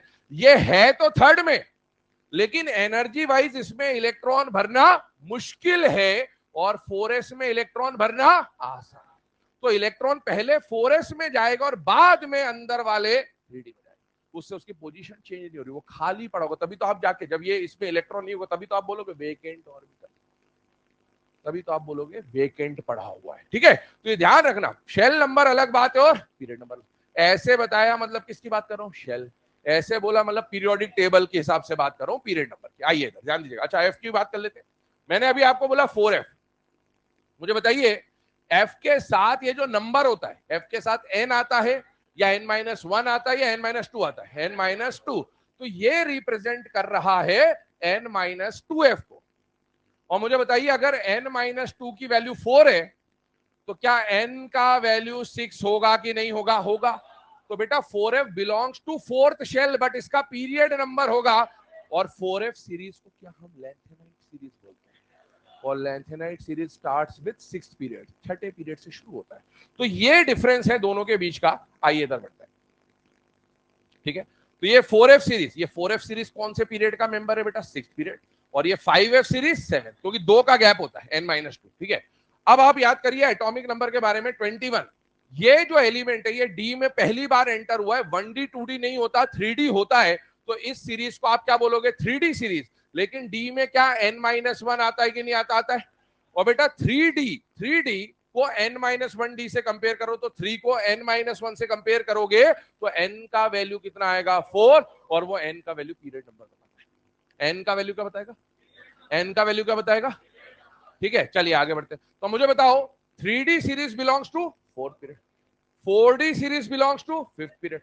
5D series belongs to 6 period and 6D series belongs to 7. 3D, 4D, 5D, 6D. D में हमेशा एक का गैप होगा. 3D will belong to 4th period, 4D will belong to 5th period, 5D will belong to 6th period and 6D will belong to 7th. और F में कितने का gap आएगा? 2 का, n-2. ठीक है, तो मुझे बताओ 4F will belong to 6th period and 5F will belong to 7th. क्या S और P में कोई गैप है? नहीं, क्योंकि S और P के साथ तो अपन NS और NP लिखते हैं. इसका मतलब है S और P के लिए जो शेल नंबर है वही पीरियड नंबर है, लेकिन D और F का शेल नंबर अलग होता है और पीरियड नंबर अलग होता है. चलिए अब आइए आगे बढ़ते हैं. मुझे बताइए वहां पर इसको बढ़ते जाएंगे, लास्ट एलिमेंट इसका कौन सा आ जाता है? 36. क्या इनर्ट गैसेस के एटॉमिक नंबर्स आपको याद है? 2, 10. ये रटे हुए होने चाहिए क्योंकि ये बहुत बार काम है. 36, 54, 86 और 118. लास्ट वाला एलिमेंट जो है 180. अब मुझे बताओ इसका एटॉमिक नंबर क्या है? 36 पे खत्म हुआ. 37, 55 और 86. ये जो पहले वाले एटॉमिक नंबर और लास्ट वाले ये बिल्कुल रटे हुए, क्योंकि आगे जाके आपको क्वेश्चन आएंगे कि भैया एटॉमिक नंबर 53 है, मान लो कौन से पीरियड में आएगा. अगर याद है कि 53 है तो 37 से लेकर 54 के बीच में कहीं आया होगा, तो अपन बता सकते हैं कि उसका पीरियड नंबर कौन सा होगा. 5th पीरियड होगा या 4th पीरियड होगा, जो भी है. अब आगे बढ़ते हैं. 37 के बाद 38 ऐसे बढ़ते गए, कहां तक चले गए? 54. यहां पर ध्यान से देखना, 55, 56, 57. अब आप जानते हो एफ ब्लॉक की कहानी. ये चालू होता है 58 से और जाता कहां तक है बेटा? 71 तक. मुझे बताओ 4F सीरीज 58 से लेकर कहां तक जाती है? 70. और 5F जाती है 90 से लेकर. तो अब एक बात समझना, एस ब्लॉक के जो एलिमेंट हैं उनमें से ग्रुप 1 को नाम क्या दिया जाता है? Alkali metals. क्या बोला जाता है? क्यों बोला जाता है वो आगे डिस्कस करूंगा. नाम ग्रुप 1 का क्या है? अल्कली. ग्रुप 2 को क्या बोलते हैं? Alkaline earth metal. क्या बोलते हैं? दो नाम है, alkali metal, alkaline earth metal. इधर बताइए मुझे ग्रुप 18 का नाम क्या है? इनर्ट गैस, नोबल गैस और एरोजेंस. क्या बोलते हैं? एरोजेंस. क्यों है, क्या है, वो अभी आगे जब कॉन्फ़िगरेशन पढ़ाऊंगा तब डिस्कस करूंगा. 17 हेलोजन, 16 कैल्कोजन. CH लिखते हैं बट प्रोनाउंसिएशन कैल्कोजन होता है. ठीक है, अब आगे बढ़ो. इधर बताओ मुझे, क्या डी ब्लॉक के एलिमेंट्स को आपने ये नाम सुना है कभी? डी ब्लॉक के एलिमेंट्स को एक नाम दिया जाता है, कौन सा? Transition metals. क्या नाम दिया जाता है? अब ट्रांजिशन मेटल बोल दूं या ट्रांजिशन एलिमेंट बोल दूं, सब बात एक ही. अभी कुछ लिखना नहीं है, आज सुनना ही है ना, आराम से बैठे रहो. अभी देखो ट्रांजिशन मेटल्स. ट्रांजिशन मेटल की बात करें, नाम वाम अगर ना पता हो तो लिख लेना, बाकी तो ये सब कॉपी वॉपी में बुक में सब में बना होता है, इसमें ज्यादा लिखने का कुछ है नहीं. Transition metals. ट्रांजिशन मेटल के बारे में बताओ. एक बात बताओ, ट्रांजिशन नाम क्यों दिया गया? ट्रांजिशन, ट्रांजिट करना, एक जगह से दूसरी जगह जाना, मूवमेंट के बारे में बात कर रहा है. ये जो ब्लॉक है, क्या ये एस और पी के बीच में है? तो एनसीईआरटी में डी ब्लॉक में क्लियरली मेंशन्ड है कि भैया डी ब्लॉक एलिमेंट्स को ट्रांजिशन मेटल क्यों बोला जाता है? Because they show property in between S and P block. या moving from S to P block, we have to move passing through D block. ये बीच में आते हैं, S से P तक जाने में, ट्रांजिट करने वक्त इनके थ्रू होके जाना पड़ेगा, इसलिए उसको क्या बोलते हैं बेटा? ट्रांजिशन. ठीक है, और इसके पीछे एक और रीजन है, वो होता है कि आयन वायन के केस में अनफिल्ड इलेक्ट्रॉन या डी कंप्लीटली फिल्ड नहीं होना चाहिए, वो सब बाद में बात करेंगे. अभी एक बेसिक नाम देखा, ट्रांजिशन. ठीक है, अब मुझे बताओ एफ ब्लॉक का एक और नाम है इनर. पूरे एफ ब्लॉक को कंबाइन करके हम लोग क्या बोलते हैं बेटा? Inner transition. क्यों बोला गया इनर ट्रांजिशन? क्यों बोला गया इनर ट्रांजिशन? कारण ट्रांजिशन के अंदर से निकले. अब देखो ये ट्रांजिशन है कि नहीं है? है. अब मुझे बताओ इसका एटॉमिक नंबर होता है 72. इसके बीच में ही तो ये है 58 से 71, यहां है बीच में, और इसको उठा के अपन ने अलग कर दिया. ट्रांजिशन एलिमेंट्स जो होने थे उनके बीच में से आपने 14 एटॉमिक नंबर्स को उठा के अलग कर दिया, इसलिए उनको क्या बोला गया है? Inner transition metal. ऐसे ही यहां पर जब आप बात करते तो 87, 88, 89, 89 के बाद आप जानते हो यहां पर अगला आएगा 104, अनिल वाडियम, रदरफोर्डियम. ठीक है, ये जो बीच के एटॉमिक नंबर है 90 से लेकर 103, क्या ये भी ट्रांजिशन मेटल्स के बीच में से उठाए गए हैं कि नहीं उठाए गए हैं? उठाए गए हैं, इसलिए इनको क्या बोलते हैं बेटा? Inner transition. यहां तक क्लियर है बात सबको? चलिए, तो ये हम लोगों ने बात करा कौन होता है ट्रांजिशन, कौन होता है क्या। एक बात इसमें आती है, आवाज तो स्पीकर से और क्या आएगा?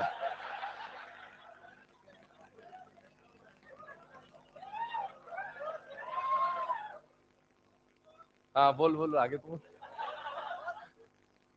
आवाज ही तो आएगी, इसीलिए तो लगाया, और क्या? ज्यादा आवाज आ रही है? एक मिनट एक मिनट रुको। शांति व्यवस्था कायम रखें। हाँ, कुछ अजीब सी आवाज आ रही, कैसी?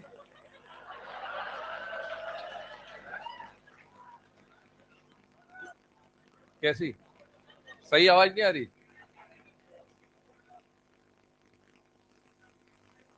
ये वाला काम आएगा बेटा, आगे बचा के रखो, बच्चे बच्चे हो जाएंगे तब ये आवाज है काम आएगी तुमको। अभी से क्यों प्रैक्टिस कर रहे हो? चलो, वो मच्छर वाली आवाज आ रही है, एंटीना वाली, दूरदर्शन। ठीक है, देखते हैं उसको। चलो, ये हो गया। अब एक बात सुनो, एक नाम और हम यहां पर मेंशन कर रहे हैं, नाम है रिप्रेजेंटेटिव एलिमेंट।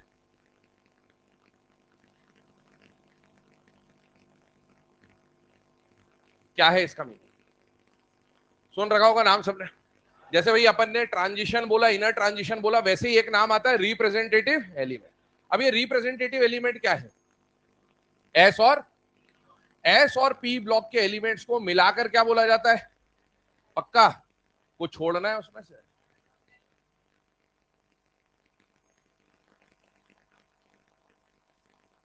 बताओ।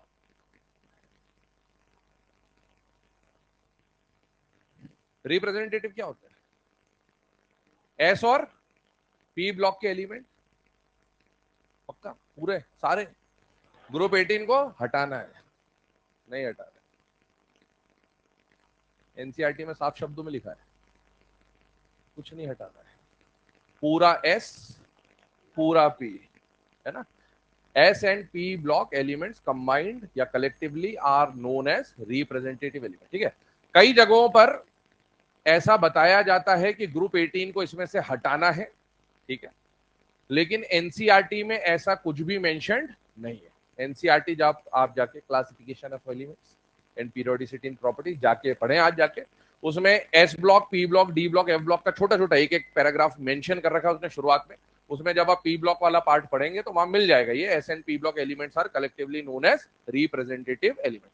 तो आपसे अगर पूछा जाए कि रिप्रेजेंटेटिव एलिमेंट क्या है, तो मार्केट में तो ग्रुप 18 हटा देते हैं, लेकिन एनसीईआरटी ग्रुप 18 को एक्सक्लूड नहीं कर रहा है। तो अपने लिए तो answer S and P block combined क्या बोला जाएगा? Representative element. ठीक है, यहां तक कर लें। अब इसके आगे का डिस्कशन अपन कल ही स्टार्ट करेंगे, तो लिखने का काम कल से शुरू होगा।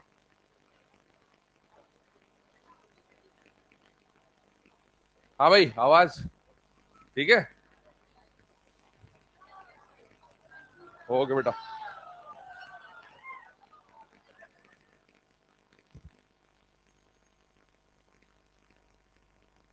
हेलो। एक एक करके लाइन से आएंगे, बिल्कुल आई कार्ड चेक होंगे, ठीक है। शोर नहीं करेंगे बिल्कुल भी, एक एक लाइन से आओ, उधर नहीं जाना बिल्कुल भी। वो गेट में खड़ा हो जाओ टेडी, गेट पे। उधर से दूसरे वाले गेट से नहीं आओगे कोई भी, इस वाले गेट से ही आना है सभी को।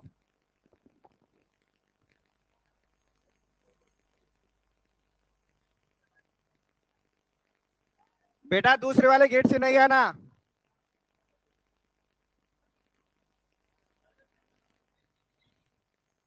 घंटी ना बजाए।